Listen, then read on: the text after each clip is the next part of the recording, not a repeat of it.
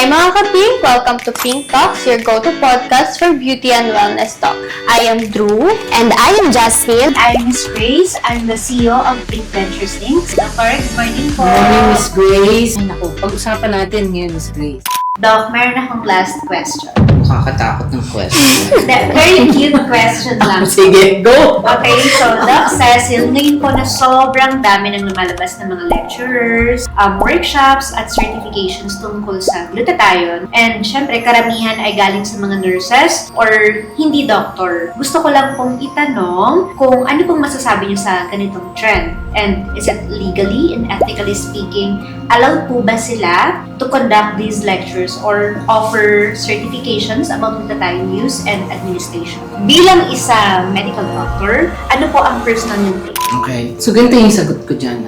Actually, ang mga nurses, meron silang IV therapy trainings. Ang ibig sabihin ng IV therapy training, they are taught how to insert the butterfly, the cannula. Hanggang dun lang. Okay? Pero yung glutathione lecture conducted by another nurse is not ethical.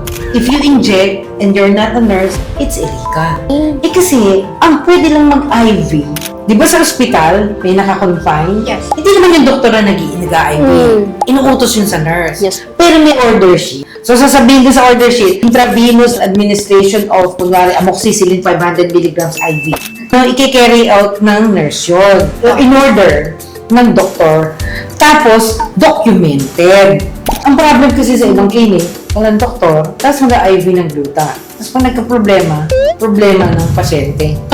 Di ba? Yung mga nagko-conduct ng training na nurse na hindi naman din doktor, I do not understand someone who is not in the medical field can explain how to manage the complications that will arise from the intravenous injection of glutathione. Di ba? Like, ngayon yung nakikita ako ngayon na kumakalat sa social media na isa siyang nurse and then nag-train siya ng mga certifications sa mga, I don't know if nurses ba iba or clinic owners lang, no?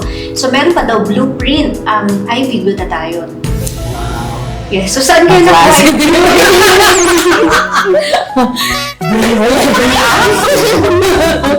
naman bahay yung ginagawa na. Di ba? May blueprint.